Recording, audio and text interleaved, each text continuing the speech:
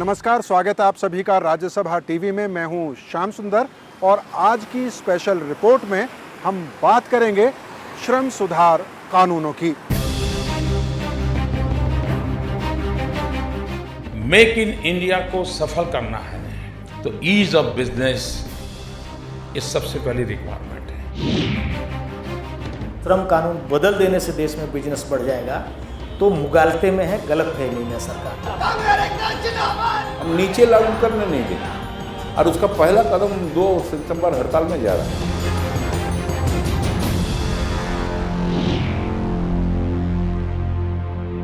पिछले 1 साल में सरकार ने श्रम कानूनों में कई बदलाव किए हैं, लेकिन अब सरकार एक बड़ा कदम उठाने की तैयारी कर रही है। दरअसल सरकार का इरादा 44 श्रम कानूनों को 4 कानूनों में तब्दील करने का है। इस पूरी प्रक्रिया को कोडिफिकेशन ऑफ लेबर लॉज कहा जा रहा है। सरकार का कहना है कि अभी के जो श्रम कानून हैं वो बेहद पेचीदा हैं और एक ही मसले पर कई कानून मौजूद हैं। सरकार का ये भी कहना है कि प्रधानमंत्री नरेंद्र मोदी की मेक इन इंडिया अभियान के लिए इन कानूनों में बदलाव बेहद ज़रूरी है। तो आइए स्पेशल रिपोर्ट के पहले हिस्से में सरकार के तर्कों और सरकार की मंशा पर बात करते हैं। जितनी ताकत सत्यमेव जयते की है, उतनी ही ताकत राष्ट्र के विकास के लिए श्रमेव जयते की है। श्रमेव जयते, विकास के बढ़ते कदम। माननीय प्रधानमंत्री जी से हमारा सादर निवेदन। 16 अक्टूबर 2014 प्रधानमंत्री नरेंद्र मोदी ने श्रमेव जयते कार्यक्रम की शुरुआत की। तब उन्होंने मजदूरों के हालात सुधारने के प्रति अपने सरकार की वचनबद्धता दोहराई। समाज जीवन में भी श्रम की प्रतिष्ठा, श्रमिक की प्रतिष्ठा, श्रमयोगी का गौरव, ये हम सबकी सामूहिक जिम्मेवारी भी है और व्यवस्थाओं में परिवर्तन करने की आवश्यकता भी है। आखिरकार मेक इन इंडिया को सफल करना है तो ईज ऑफ बिजनेस ये सबसे पहली रिक्वायरमेंट है। देश के सब मिलकर के देश में। तभी प्रधानमंत्री ने इंस्पेक्टर राज का जिक्र किया और उन कानूनों पर सवाल उठाए जिनसे कारोबारियों को परेशानी होती है।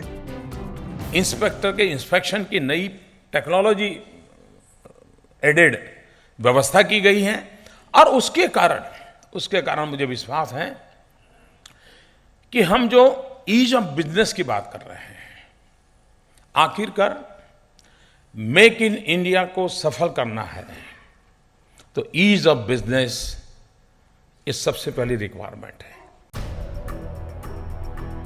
इसके बाद सरकार ने बदलावों की पहल करने में देर नहीं की।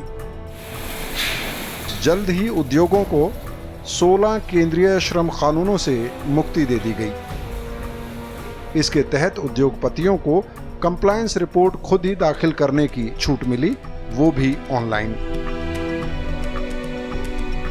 इसके अलावा भी कई श्रम कानूनों को बदला जा चुका है। मसलन अप्रेंटिस एक्ट 1961 में कई खास परिवर्तन किए गए हैं। नए प्रावधानों के मुताबिक अप्रेंटिस से कितने घंटे काम लेना है और क्या काम लेना है, ये कारखाने का प्रबंधन ही तय करेगा। उद्योगों को अप्रेंटिस को ट्रेनिंग देने के लिए श्रम विभाग के सलाहकार से अनुमति की जरूरत नहीं होगी। अप्रेंटिस की छुट्टी और दूसरे मसलों पर उद्योगों का फैसला अंतिम होगा और जहां अप्रेंटिस एक्ट के उल्लंघन पर पहले उद्योग मालिक को 6 महीने की जेल हो सकती थी, अब वह प्रावधान हटा दिया गया है।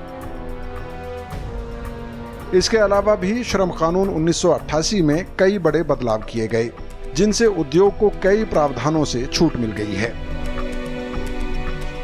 16 अक्टूबर 2014 को विज्ञान भवन में मौजूद उद्योग जगत के प्रतिनिधियों ने प्रधानमंत्री के नजरिए की खूब तारीफ की। उनका कहना है कि सरकार बिल्कुल सही रास्ते पर जा रही है।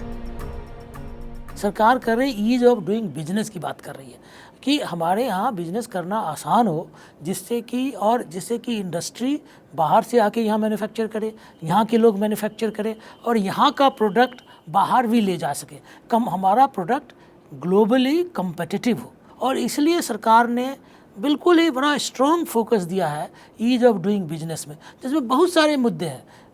कंपनी लॉ रजिस्ट्रेशन का है, फाइनेंशियल सर्विसेज का है, दूसरे जो कैसे बिजली कनेक्शन लेंगे उसका है, कैसे हम कंस्ट्रक्शन परमिट लेंगे उसका है। कई करीब 50 ऐसे बिंदु हैं, सभी पे सरकार ध्यान दे रही है और उसी में लेबर लॉज भी एक महत्वपूर्ण अंग है इंडस्ट्रियल प्रोडक्शन को एक अस्थायी तौर से विकास करने का। Transparency, accountability and also the enforcement. These three things will be. श्रम मंत्रालय का इरादा 44 श्रम कानूनों को 4 श्रेणियों में समेटने का है। सरकार की योजना वेतन, औद्योगिक संबंध, कारखानों में हिफाजत और सामाजिक सुरक्षा एवं कल्याण के लिए 4 अलग अलग कोड बनाने की है। श्रम मंत्रालय के प्रस्ताव के मुताबिक वेतन से जुड़े 4 कानूनों का विलय कर एक कानून या कोड बनाया जाएगा। अभी वेतन से जुड़ी अलग अलग करीब आधा दर्जन परिभाषाएं हैं। नए कानून में वेतन की एक परिभाषा तैयार करने का प्रस्ताव है। इस श्रेणी में न्यूनतम वेतन कानून 1948, वेतन भुगतान कानून 1936, बोनस भुगतान कानून 1965 और समान वेतन कानून 1976 का विलय किया जाएगा। इसके अलावा मध्यम और छोटी फैक्ट्रियों के लिए रिटर्न फाइल करना आसान बन गया है। फैक्ट्रियों को लेबर इंस्पेक्टर की जांच से छूट मिलने से उद्योग जगत खुश है। अब बॉयलर इंस्पेक्टर हैं, बहुत कम जगह पे है। अब आपको एक बार बॉयलर खोल दिया और आप बॉयलर इंस्पेक्टर के आप वेट कर रहे हैं, तब तक आपकी फैक्ट्री आप समझ ले बॉयलर ही बंद हो गई। तो उसको सिंप्लीफाई करके सरकार ने कहा कि थर्ड पार्टी इंस्पेक्शन भी हो सकता है। मोदी सरकार ने श्रम कानूनों में बदलाव पर जो तेजी दिखाई है, उससे उद्योग जगत की उम्मीदें बढ़ी हैं। अब वह चाहता है कि सरकार श्रम कानूनों के कोडिफिकेशन का काम जल्दी पूरा करे, लेकिन सरकार के लिए राह उतनी आसान नहीं है। श्रम कानूनों में बदलाव से मजदूर संगठन नाराज हैं। इनमें आरएसएस का मजदूर संगठन भारतीय मजदूर संघ भी शामिल है। बीएमएस सरकार से इस कदर नाराज है कि उसने फैक्ट्रियों की लेबर इंस्पेक्टर से जांच में छूट का मामला आईएलओ अंतर्राष्ट्रीय श्रम संगठन में उठा दिया। गवर्नमेंट जो इस मुगालते में थी कि मैं तो कुछ भी करूंगा, कोई क्या कर लेगा, पार्लियामेंट में हम पावर में हैं, कुछ भी कर लेंगे। तो केवल इतना नहीं, कुछ भी नहीं कर सकते। बहुत सारे जगह पर बहुत सारे ऐसे संस्थान हैं जहां आप आंसरेबल हैं। भारत के कल कारखानों में मजदूरों की सुरक्षा अब कभी उच्च प्राथमिकता नहीं रही, बल्कि सुरक्षा के मानदंडों के पालन में भारतीय उद्योग जगत का रिकॉर्ड खराब रहा है। आम धारणा है कि फैक्ट्रियों में होने वाली बहुत सी दुर्घटनाएं दबा दी जाती हैं। सिर्फ ऐसी बड़ी दुर्घटनाएं ही सामने आ पाती हैं जिन्हें दबाना आसान नहीं होता। आंकड़े बताते हैं कि पिछले 2 दशक में औद्योगिक दुर्घटनाओं में हर साल करीब 10% का इजाफा हुआ है। अंदेशा है कि लेबर इंस्पेक्टर की जांच से छूट के बाद फैक्ट्रियों के सुरक्षा इंतजामों में और गिरावट आएगी, मगर उद्योगपति इस आशंका को सही नहीं मानते। तो वो तो हम अगर सेल्फ सर्टिफाई करके भी दिए और तब भी अगर वो नहीं कंप्लाई कर रहे तब भी सजा होगी। तो यही बात हम लोग कह रहे हैं कि स्पष्ट लेबर लॉज हो और हमारी इंडस्ट्री सिंप्लीफाइड तरीके उसको कंप्लाई करेगी। थर्ड पार्टी सर्टिफिकेशन हो, सेल्फ सर्टिफिकेशन हो, जहाँ बहुत ही एसेंशियल आइटम है वहाँ पहले से ही परमिशन की बात हो, लेकिन कंप्लायंस होना चाहिए। और कंप्लायंस होने के लिए जो ज़रूरी नियम है उसी को लागू किया जाए, एक सरल तरीके से किया जाए। तो सरकार भी इसी दिशा में काम कर रही है। सरकार का दावा है कि श्रम कानूनों में तब्दीली मजदूर संगठनों से राय मशवरे के बाद ही की गई हैं, लेकिन मजदूर संगठन इसे सिरे से नकारते हैं। फैक्ट्रीज अमेंडमेंट बिल वो पार्लियामेंट में है, पार्लियामेंट्री स्टैंडिंग कमेटी उसको स्क्रूटिनाइज किया, करके रिजेक्ट किया। मतलब जो चेंज गवर्नमेंट सब्सटेंटिव चेंज जो फैक्ट्रीज एक्ट में वो प्रपोज कर रहा था, parliamentary standing committee by their recommendation they told that this should maintain status quo should be maintained particularly on the threshold limit of employment. 40 तक काम करने वाले सारे फैक्ट्री एक्ट का बाहर चला जाएगा. ये जो प्रपोजल था बोला जो it should be maintained status quo, no such change should be made. And about other two, about expanding the spread over hour of working hour और ओवरटाइम को बढ़ाने का, ये दोनों को बोला यू मस्ट रिविजिट इट. तो अब उद्योग जगत सरकार से श्रम कानूनों में बड़े फैसलों की उम्मीद कर रहा है. खास तौर पर उसकी उम्मीद औद्योगिक विवाद अधिनियम में बदलाव की है. फिलहाल सरकार इस बदलाव को अंतिम रूप देने में लगी है. ये भी बताया जा रहा है कि सरकार, उद्योग और ट्रेड यूनियनों के बीच इस बात पर चर्चा चल रही है. लेकिन फिलहाल ऐसा लगता है कि ट्रेड यूनियन इस मसले पर सरकार के साथ टकराव के रास्ते पर हैं. इस पर विस्तार से चर्चा करेंगे, लेकिन एक छोटे से ब्रेक के बाद.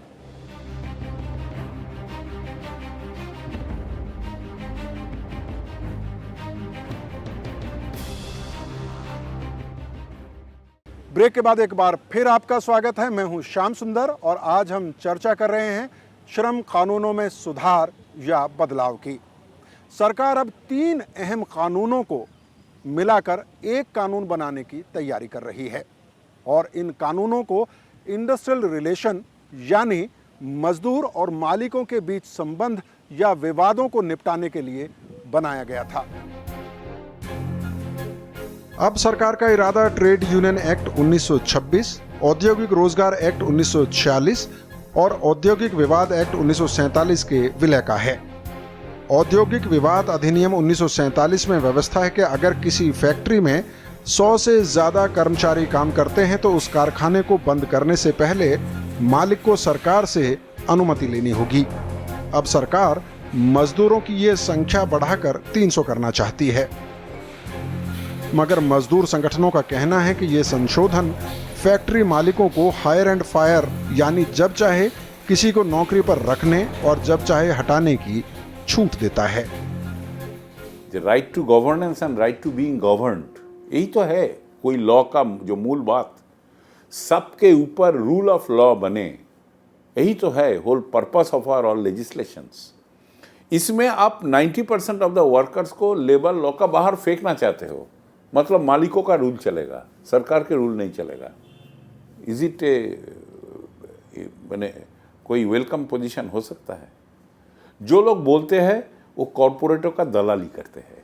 वो सरकार के जो भी पोजीशन में हो, don't edit this, let me tell you, वो कॉरपोरेटों का दलाली कर रहा है. Labor laws, exemption from the furnishing returns. प्रस्तावित संशोधनों के तहत किसी कारखाने में यूनियन बनाने के वर्तमान नियम को बदलना भी शामिल है. Applying up to 19% only. जाहिर है इससे मजदूर संगठन आशंकित हैं, लेकिन उद्योगपतियों की राय है कि यूनियनों की गतिविधियां किसी के फायदे में नहीं होती. अभी तो जिन विषयों का लेबर मिनिस्टर जिक्र कर रहे हैं, अभी 2 विषय चर्चा के लिए आए हैं त्रिपक्षीय समिति में. एक बेज कोड है, एक IR कोड है. कोडिफिकेशन करने की कार्रवाई का हम स्वागत करते हैं, अच्छा कदम उठाया सरकार ने. लेकिन कोड के जो कंटेंट्स हैं वो कुछ कंटेंट्स आपत्तिजनक हैं, उसमें संशोधन की ज़रूरत है, सुधार की ज़रूरत है. तो ट्रेड यूनियन की ओर से हम लोग क्या क्या आपत्तियां हैं उनको उस कमेटी में बता रहे हैं. अगर वो जल्दबाजी में पार्लियामेंट में गए बिना इस इशू को रिजॉल्व किए तो डिस्प्यूट आएगा.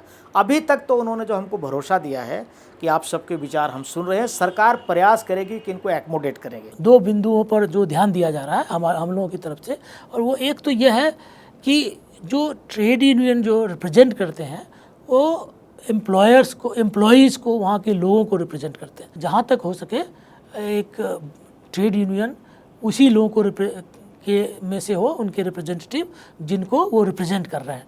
दूसरा नंबर का है. अभी है कि 7 से ज़्यादा लोग कोई भी ट्रेड यूनियन बना सकते हैं. तो कई बार लार्ज कंपनीज में काफ़ी ट्रेड यूनियन हो जाते हैं, तो फिर एम्प्लॉयर के लिए भी नेगोशिएट करना मुश्किल होता है, एम्प्लॉयज़ के लिए भी बड़ी मुश्किल होता है. तो कहीं ना कहीं एक रिप्रेजेंटेटिव कैरेक्टर उसका होना चाहिए. ऐसा जब हम क्लोजर कर रहे हैं उसमें भी शर्तें हैं कि 50 से ज़्यादा होगा तो हम इन्फॉर्म करेंगे, कंपनसेशन देंगे. तो और इसके बावजूद ये तो कानूनी व्यवस्था है, कानूनी व्यवस्था इसलिए चाहिए कि हमें जब लगता है कि हम कम्पिटिटिव नहीं हो पाएंगे तब हम इसका एक्सरसाइज करेंगे। लेकिन हमारी इंडस्ट्री की कभी ये मंशा नहीं रहती है कि हम ऐसे ही हायर फायर करते रहें, लेकिन जब हम कम्पिटिटिव नहीं होंगे तब हम नहीं रीस्ट्रक्चर कर पाएंगे। इस डर से कई लोग जो 100 एम्प्लॉय तक पहुंच जाते हैं फिर एक्सपेंशन ही नहीं करते हैं, क्योंकि ये नहीं कि हम जैसे आपको ये अधिकार है कि इस बिल्डिंग में आ सकते हैं, जब मन हो तो जा सकते हैं, तो आगे जब मन होगी चली जाएगा। लेकिन कल को आपको ये रिस्ट्रिक्शन हो जाए कि एक बार आ जाएंगे तो जाने के लिए मुझसे पूछना पड़ेगा, तो शायद आप आएंगे ही नहीं। तो यही बात है, ये नहीं है कि इससे रोजगार में कमी। कई लोग जो अभी एक्सपेंशन नहीं कर पा रहे हैं, ये नहीं कि उनको फायर करना ही पड़ेगा, लेकिन यह सुविधा नहीं रहने के कारण कई बार क्या होता है, इंडस्ट्री कम्पिटिटिव नहीं रहता है। ग्लोबल कंपटीशन, नए प्रोडक्ट्स आ गए, नई टेक्नोलॉजियाँ आ गई है। आज के दिन में ऐसे तकनीकी आ रही, इतने फास्ट बदल रहे हैं, तो ऐसी स्थिति में यह सुविधा नहीं रहने पर कई लोग एक्सपेंशन नहीं करना चाहते हैं। लेकिन ऐसे तर्क मजदूर संगठनों के गले नहीं उतरते, इसलिए वे इन संशोधनों का विरोध करने के लिए कमर कस रहे हैं। संसद से अगर ये कानून इन बातों को नज़रअंदाज करके पास होता है तो देश के गरीब और मजदूर के लिए बड़ा दुर्भाग्यपूर्ण होगा। और हमारे पास जो एक जनतांत्रिक प्रणाली में एक जो कार्रवाई बचती है, हम सड़कों पर उतरेंगे, इसके खिलाफ आंदोलन खड़ा होगा। मैंने अभी आपको कहा कि बंगाल में सरकार की सब प्रकार की सहायता के बाद टाटा टिक नहीं सका, तो ऐसी ज़बरदस्ती, ऐसी गलती, ऐसी गलतफहमी में कोई कार्रवाई कोई सरकार नहीं करे, उससे सबक लेना चाहिए। हम वर्क प्लेस में उसको जीना हराम कर देंगे। लोकसभा में आप करो ना, ठीक है, पारित कराओ ना, कोई बात नहीं है, हम नीचे लागू करने नहीं देंगे। और उसका पहला कदम 2 सितंबर हड़ताल में जा रहा है। इसके बाद इंडस्ट्री टू इंडस्ट्री रेजिस्टेंस होगा। कोयला मजदूरों ने 2 दिन हड़ताल करके दिखा दिया, जो ये 2 दिन को हम 4 दिन करेगा तो पावर जनरेशन बंद हो जाएगा। ऐसा मजदूर निहत्ते बैठा नहीं है, हम छोड़ेंगे नहीं। कोई हमारे सत्यानाश करने का कोशिश करेगा, और इसमें हम बिलीव करता है ट्रेड यूनियन, जैसे हमारे नहीं, देश का भी सत्यानाश होगा। 1990 की शुरुआत के साथ ही श्रम कानूनों में बदलाव या सुधार की चर्चा शुरू हुई थी। ये वो दौर था जब उदारीकरण, ग्लोबलाइजेशन और निजीकरण की नीतियां अपनाई गई थीं।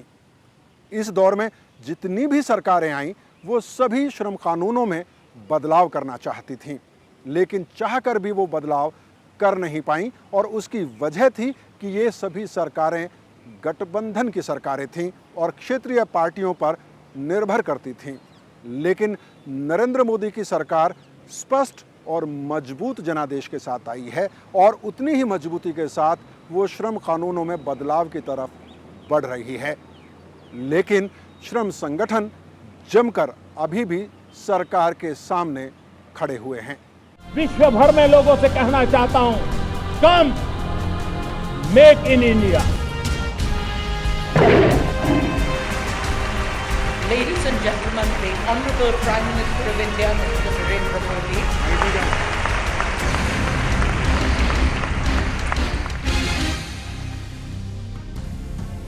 नई सरकार का नजरिया है कि उद्योग बढ़ेगा तो रोजगार के ज्यादा अवसर पैदा होंगे, इससे मजदूर वर्ग को फायदा होगा। एनडीए सरकार ने मेक इन इंडिया का सपना सामने रखा है। प्रधानमंत्री दुनिया भर के निवेशकों से कह रहे हैं कि वे भारत आएं और उत्पादन करें। विश्व भर में लोगों से कहना चाहता हूं, कम मेक इन इंडिया। लेकिन ट्रेड यूनियन ये नहीं मानती कि वे या मजदूर निवेश की राह में बाधा हैं, इसलिए वे श्रम कानूनों में बदलाव के भी खिलाफ हैं। एक देश में इन्वेस्टमेंट आएगा, ये किसका ऊपर डिपेंड करते हैं? इन्वेस्टमेंट के ऊपर हमारे रिटर्न कैसा है डिपेंड करता है। इन्वेस्टमेंट करके जो हम सामान पैदा करेगा वो हमारे देश में बाजार में बिकेगा कि नहीं, उसका ऊपर डिपेंड करता है। अगर नहीं बिकेगा, ऐसा स्थिति आ जाता है तो कम उत्पादन करते हैं, और वो टोटल प्रोडक्शन कैपेसिटी जो क्रिएट किया इन्वेस्ट करके, उससे कम प्रोडक्शन करना पड़ेगा, तो उसका रिटर्न कम हो जाता है इन्वेस्टमेंट के ऊपर, ब्रेक इवन पॉइंट में नहीं जाएगा। ये है बेसिक इंडस्ट्रियल इकोनॉमिक्स। अभी रिसेंटली एक स्टडी आई है, KPMG और CII ने मिलकर किया है। उसका टॉपिक ही है ईज ऑफ डूइंग बिजनेस। उन्होंने जो भी 5-7 कॉन्स्टेंट्स आइडेंटिफाई किए हैं उसमें लेबर लॉ नहीं है। उन्होंने कहा ज़मीन मिलना मुश्किल का काम है, बिजली का कनेक्शन मिलना, पानी का कनेक्शन मिलना, इन्वायरमेंट की परमिशन मिलना, पैसा मिलना, ऐसे 5-7 जो बड़ी दिक्कतें बताई उसमें लेबर लॉ नहीं है। जो बात बोल रहे हैं इस संपर्क दो ही टिप्पणी किया जा सकता है। इधर वो समझते नहीं है कैसे इन्वेस्टमेंट आता है, बेसिक इकोनॉमिक्स नहीं समझते हैं इसलिए बोल रहा है, नहीं तो जानबूझ के शैतानी कर रहा है। एक देश में इन्वेस्टमेंट आएगा वो लेबर के कॉन्फ्रंटेशंस के रोकता है क्या? कहाँ हमारे देश के लेबर का जो एरिया है उसमें कॉन्फ्रंटेशन का क्या रिकॉर्ड है बताइए। Number of mandays loss due to strike is 1/4 of number of mandates lost due to lockout, layoff and closure. अगर ये अंधी दौड़ चलाएंगे बिना वास्तविकता को पहचाने, किसी इस हवा में आकर के कि श्रम कानून बदल देने से देश में बिजनेस बढ़ जाएगा, तो मुगालते में है, गलतफहमी में है सरकार। मैंने कहा कि कोई भी नहीं कह रहा कि केवल लेबर कानूनों के कारण बिजनेस बढ़ने में दिक्कत, उसके कारण और है, मैंने आपको बताया। तो अगर उसको समझे बगैर सरकार कार्रवाई करेगी तो अनरेस्ट आएगी, अशांति फैलेगी, सड़कों पर झगड़ा खड़ा होगा और झगड़े में कोई पैसा नहीं लगाता। वैसे उद्योग भी ये मानता है कि मेक इन इंडिया को कामयाब बनाने के लिए सिर्फ श्रम कानूनों में बदलाव ही काफ़ी नहीं है। देखिए, ये बात सही है कि अपने देश में जो ईज ऑफ डूइंग बिजनेस है या बिजनेस करने का तरीका है और जिसके कारण डिफ़िकल्टी होती है, हम 142वां रैंक में आते हैं, तो उसमें लेबर लॉज ही अकेला कारण नहीं है और सरकार भी इसको मानती है। इनफैक्ट अगर आप देखेंगे पिछले दिनों में जो रिफॉर्म्स हुए हैं, पिछले दिनों में प्रयास किए गए हैं और किए जा रहे हैं, उसमें कई अन्य बिंदुओं पर भी काम हो रहे हैं और हम लोग भी अपनी तरफ से सरकार के डिफरेंट विभागों से मिल करके उनमें भी सुधार कर, कंपनी लॉज में अमेंडमेंट हुआ है, इलेक्ट्रिसिटी का कनेक्शन लेने में हुआ है, बेसिक इंफ्रास्ट्रक्चर का हुआ है, कंस्ट्रक्शन परमिशन के लिए लेना पड़ रहा है। तो कई जगहों पर लगातार सुधार की आवश्यकता है। अगर हम एक अच्छे, अभी हमें कम्पिटिटिव एक मौका मिल रहा है, आप देख रहे हैं प्रॉब्लम यूरोप में हो रहा है, चाइना में भी स्लो डाउन हो रहा है, तो इंडिया के लिए एक बहुत अच्छा अवसर है ये कि हम एक मैन्युफैक्चरिंग हब की तरह उभर पाएँ और इसमें लेबर की अगेंस्ट होकर के नहीं हो सकता, ये कभी नहीं हो सकता। कोई भी मैन्युफैक्चरिंग फैसिलिटीज़, सबसे बड़ा योगदान वहाँ के जो कर्मी हैं उनका हो सकता है। इसलिए कोई भी एम्प्लॉयर, कोई भी कंपनीज लेबर वर्सेस की बात नहीं हो सकती है। श्रम कानूनों में बदलाव या सुधार सरकार की प्राथमिकता पर सबसे ऊपर हैं। सरकार कहती है कि मेक इन इंडिया के लिए व्यापार को आसान बनाना बेहद ज़रूरी है। उद्योग इस मुद्दे पर सरकार के साथ खड़ा है, लेकिन श्रमिक संगठन ये दावा कर रहे हैं कि इन बदलावों या सुधारों को ज़मीन पर लागू नहीं होने दिया जाएगा। विरोध करने वालों में सरकार का मित्र संगठन भारतीय मजदूर संघ सबसे आगे है। तो जाहिर है इस विरोध के चलते हुए ये मुद्दा चर्चा में रहने वाला है। लेकिन हमें इस चर्चा को विराम देने का समय आ गया है। कैमरामैन धर्मेंद्र और पूरी टीम के साथ मुझे अनुमति दें। नमस्कार।